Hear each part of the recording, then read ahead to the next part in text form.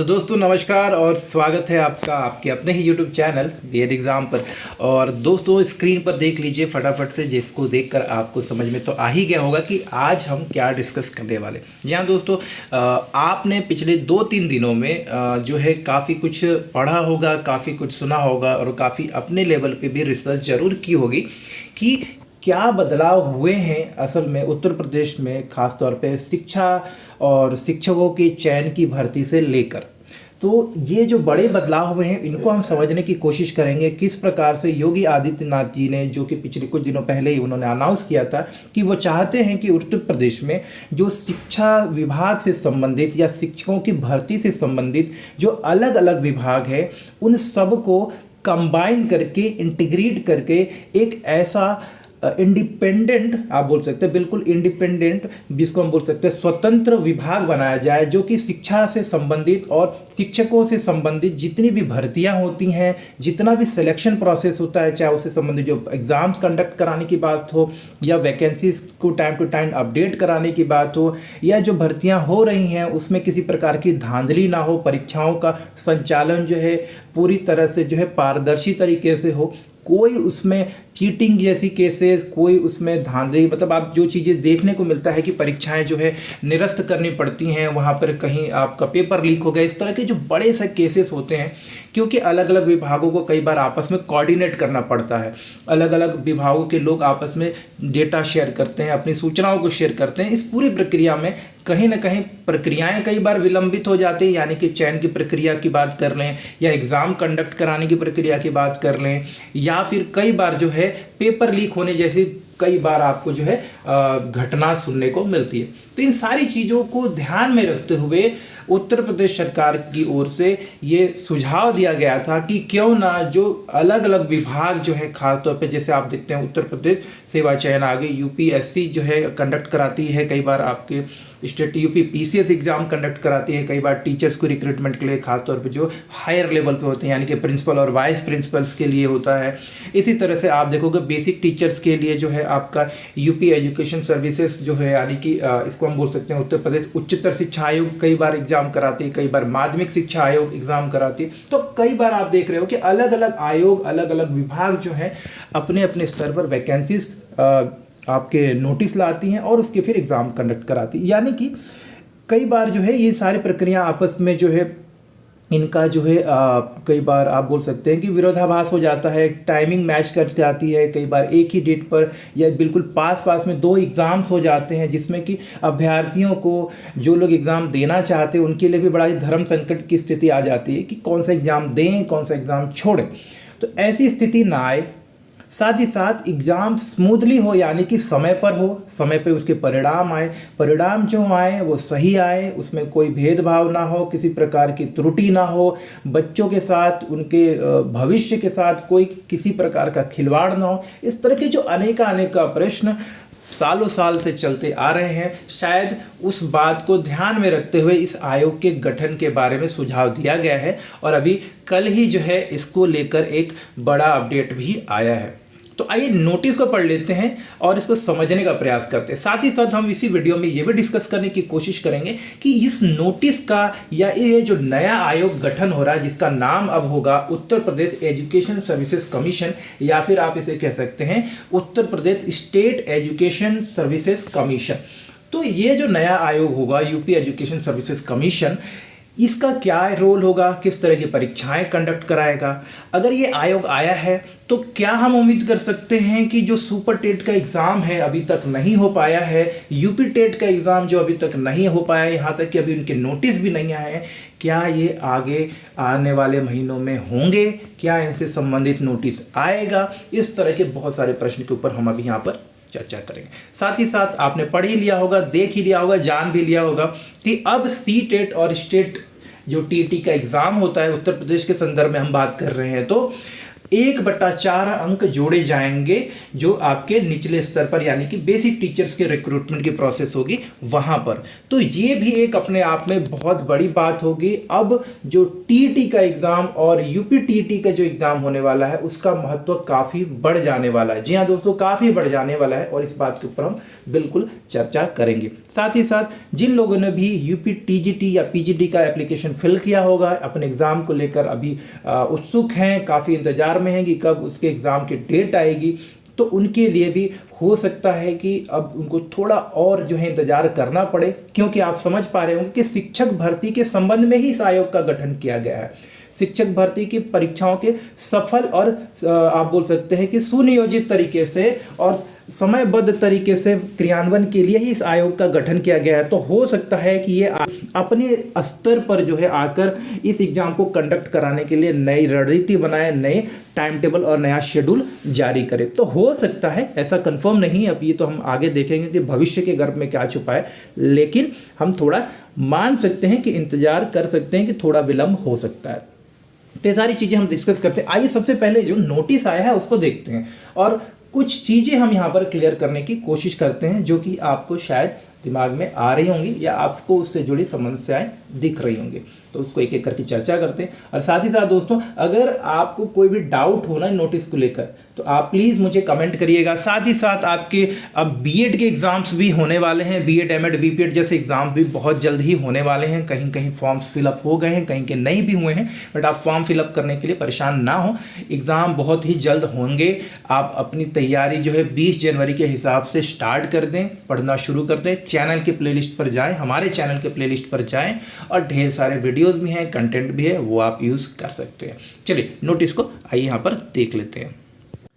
तो दोस्तों, जैसे कि आप स्क्रीन पर देख रहे हैं कि नोटिस क्या आया हुआ है, जिस चीज़ की हम बात कर रहे थे यहाँ पर कि उत्तर प्रदेश उच्चतर शिक्षा आयोग एवं उत्तर प्रदेश माध्यमिक शिक्षा आयोग के सम्मिलन का प्रारूप, यानी कि उत्तर प्रदेश उच्चतर शिक्षा आयोग जो है और अलग विभाग है, और उत्तर प्रदेश माध्यमिक शिक्षा आयोग, ये जो अलग अलग दो विभाग हैं, इनको अब एक साथ सम्मिलित किया जाएगा और इसके परिणाम स्वरूप जो है एक नया विभाग क्रिएट किया जाएगा। यानी कि दोनों विभागों को अब एक विभाग के रूप में जो है मर्ज किया जाएगा। और अब ये जो नया विभाग होगा इसका नाम रहेगा उत्तर प्रदेश शिक्षा आयोग, यूपी एजुकेशन सर्विसेज कमीशन, या फिर आप इसे दूसरे नाम से भी जान सकते हैं उत्तर प्रदेश राज्य शिक्षा सेवा आयोग, UP state education services commission. तो ये चीज़ तो आपको क्लियर हो गई कि पूर्व में जो उत्तर प्रदेश उच्चतर शिक्षा आयोग और उत्तर प्रदेश माध्यमिक शिक्षा आयोग है, इन दोनों का जो काम था अलग अलग था। अब इन दोनों को इंटीग्रेट करके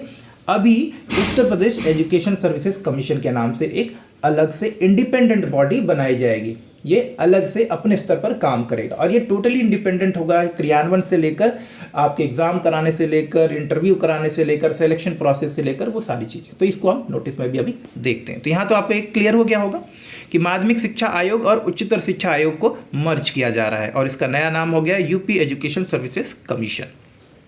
देखिए ये आयोग करेगा क्या, इस आयोग द्वारा चयनित की जाने वाली सेवाओं को, अब देखिए ये जो एग्ज़ाम कंडक्ट कराएगा आयोग यूपी एजुकेशन सर्विसेज कमीशन, इसके द्वारा जो एग्ज़ाम होंगे उनको हम कहेंगे प्रांतीय शिक्षा सेवाएं, रीजनल एजुकेशन सर्विसेज।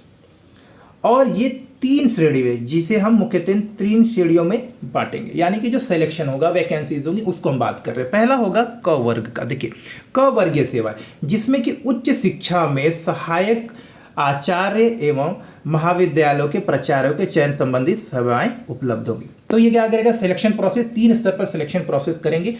क स्तर पर यानी कि जिसको हम क्लास ए बोलते हैं, क्लास बी जिसमें कि ख वर्गीय सेवाएं होंगी, जिसमें कि माध्यमिक शिक्षा में प्रधानाचार्य, प्रवक्ता एवं LT ग्रेड शिक्षकों की नियुक्ति संबंधित सेवाएं समाहित होंगी, यानी कि इनकी वैकेंसीज निकाली जाएंगी इस स्तर पर भी, और इस स्तर पर भी इनका चयन का संपूर्ण प्रक्रिया संचालित किया जाए। और तीसरा वर्ग है ग वर्गीय, जिसे हम क्लास सी बोल सकते हैं।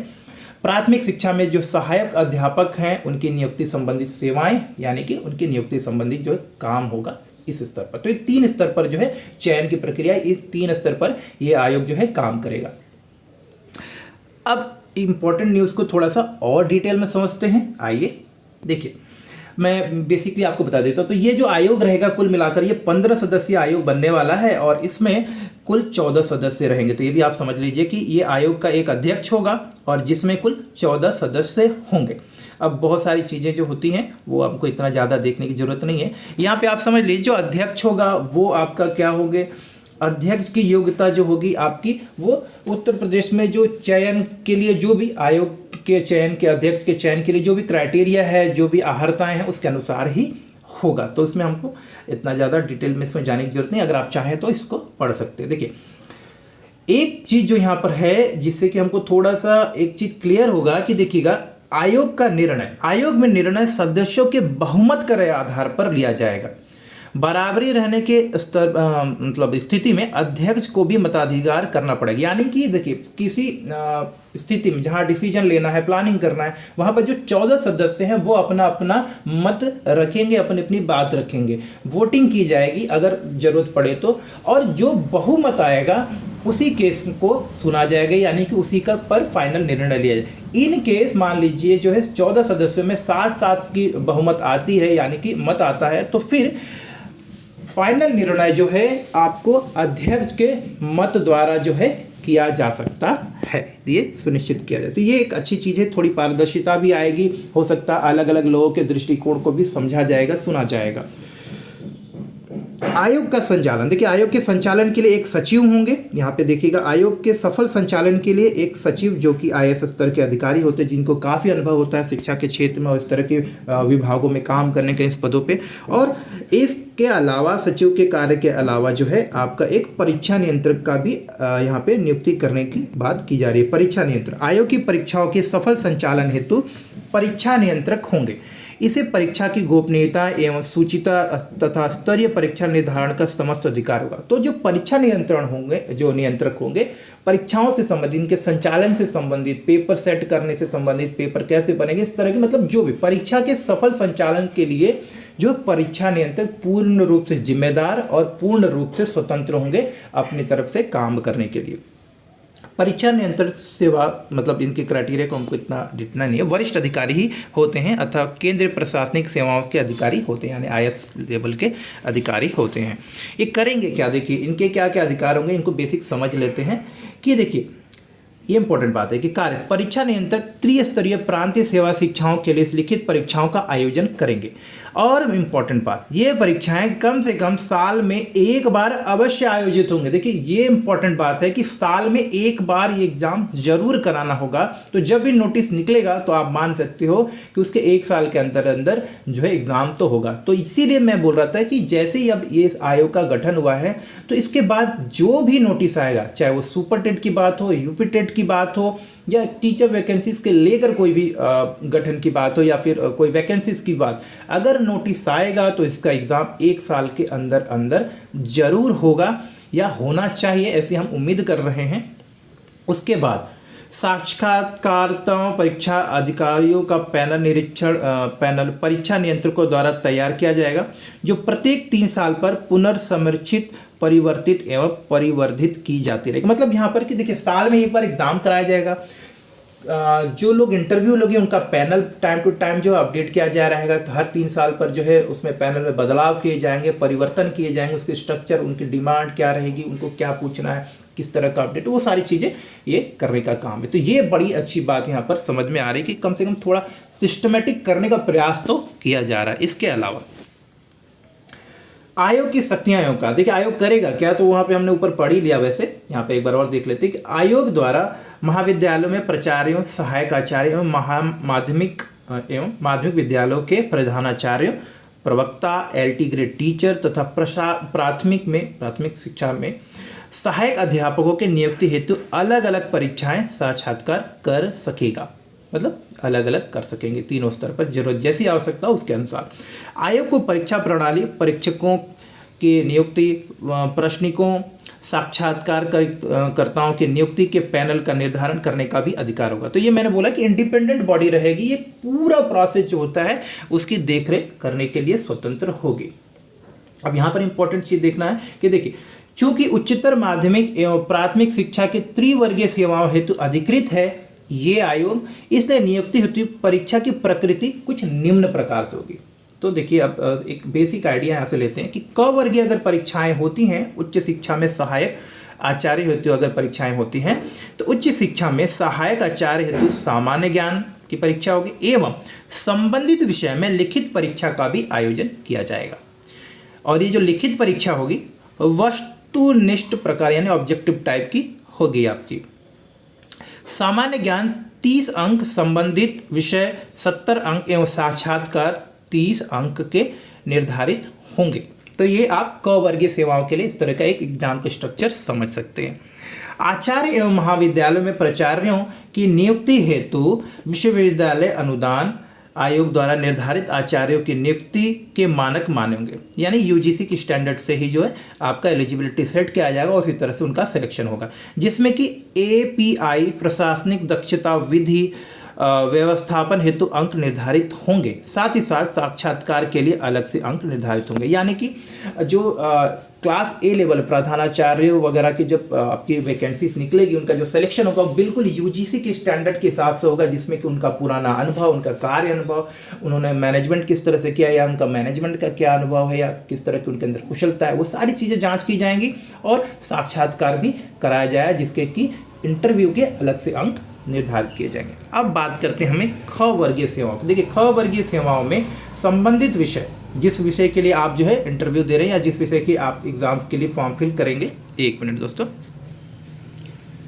तो जिस विषय के लिए आप फॉर्म फिल करेंगे उसके लिए आपका लिखित परीक्षा होगा और उसके बाद जो है साक्षात्कार निर्धारित होगा। उसके बाद यहाँ पे देखिएगा, यहाँ पे देखेंगे निर्धारित अंक के अनुसार मेरिट का निर्धारण। तो आप जो रिटन टेस्ट देंगे, मान लीजिए आप साइंस के टीचर बनना चाहते हैं, मैथ्स के बनना चाहते हैं, कॉमर्स के या जिस विषय, तो अगर आप जिस विषय के टीचर बनना चाहते हैं उस विषय से संबंधित आपको रिटन टेस्ट देना पड़ेगा, इंटरव्यू होगा फिर आपका, और उसी के अनुसार आपका मेरिट का निर्धारण हो। यही अभ्यर्थी यदि प्रशिक्षित, अब देखिएगा, यही अभ्यर्थी यदि प्रशिक्षित स्नातक अथवा राज्य सरकार द्वारा अन्य एलटी ग्रेड योग्यता धारण करते हैं तो वो उस पद के लिए भी इसी लिखित परीक्षा से अर्ह होंगे।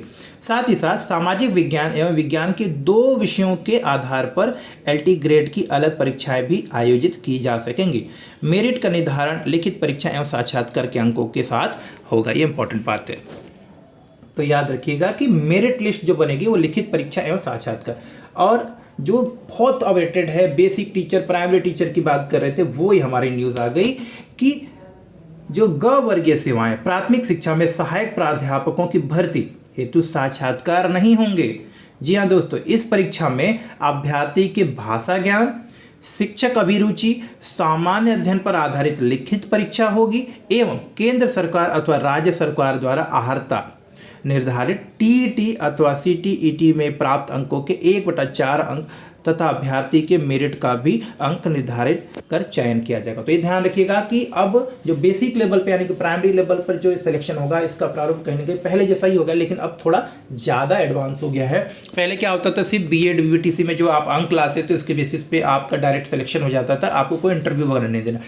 अभी भी इंटरव्यू तो नहीं देना पड़ेगा, लेकिन आपको रिटेन परीक्षा देनी पड़ेगी। इस परीक्षा में आपको भाषा ज्ञान की परीक्षा देनी पड़ेगी, आपको टीचिंग एप्टीट्यूड का एग्जाम देना पड़ेगा जिसे शिक्षक अभिरुचि कहते हैं, सामान्य अध्ययन पर आधारित लिखित परीक्षा देनी होगी, और टीटी या यूपीटीटी यानी जिस भी स्टेट में आप हैं, हम उत्तर प्रदेश के बारे में बात करते हैं, यूपीटीटी, इन दोनों में जो भी आप अंक लाओगे उसके 1/4 अंक ऐड किए जाएंगे। इसमें कहीं पर भी जो है आप देखिए आपके एकेडमिक्स का नाम तो नहीं लिखा गया है, तो कहीं ना कहीं ये एक नया क्वेश्चन आपके दिमाग में आ रहा होगा, जो मुझे भी डाउट है कि एकेडमिक परफॉर्मेंस बेसिक यानी कि प्राइमरी टीचर की जो भर्ती यानी कि ग वर्गीय सेवाएं हैं, क्या इसमें से हटा दी गई। तो हम वेट कर लेते हैं, इस चीज़ को थोड़ा और क्लियर हो जाने देते हैं, आगे आने वाले नोटिस में और क्लियर होगा। लेकिन यहाँ पर जो हमें समझ में आ रहा है कि भाषा ज्ञान यानी कि जैसे कोई एंट्रांस होता है उसका अपना एक फॉर्मेट होता है कि जिसमें जनरल नॉलेज, एप्टीट्यूड और आपका सब्जेक्ट रिलेटेड टेस्ट होता है, और फिर उसके बाद जो है आपके जो भी रिलेटेड चीज़। तो यहाँ पर आप देख रहे हो कि सीटीईटी एक फैक्टर हो गया कि टीईटी या यूपीटेट को काउंट किया जाएगा, उसका 1/4 अंक, और उसके ऊपर भाषा ज्ञान, शिक्षक अभिरुचि और सामान्य अध्ययन पे जो लिखित परीक्षा होगी उसमें जो आप अंक लेकर आओगे, इन दोनों का योग करके ही फाइनल मेरिट लिस्ट बनेगी। अभी तक इस नोटिस से यही क्लियर है। हम यहाँ पर जो समझ पा रहे हैं वो यही है। तो इतना आप समझ लीजिए कि फ़िलहाल नोटिस आ गया है, तो अब जो है जल्दी वैकेंसीज भी आ जाएंगी। अपडेट मैं आपको करता रहूँगा। अगर इसी तरह की अपडेट आपको चाहिए दोस्तों तो प्लीज़ चैनल के साथ जुड़े रहिए, और मैं क्लियर और आपके जो है बिल्कुल साफ़ सुथरे अपडेट्स देने की कोशिश करता हूँ, जिससे कि आपको जो है क्लियर होता रहे कि आपने कितने काम मतलब आपने जो काम किया है या आप जो एग्ज़ाम देने जा रहे हैं वो आपका कितना सफल होगा, या आप जिस एग्ज़ाम की प्रिपरेशन कर रहे हैं वो कब होगा। इस तरह की सारी चीज़ें जो है हम यहाँ पर अपडेट करते रहते हैं।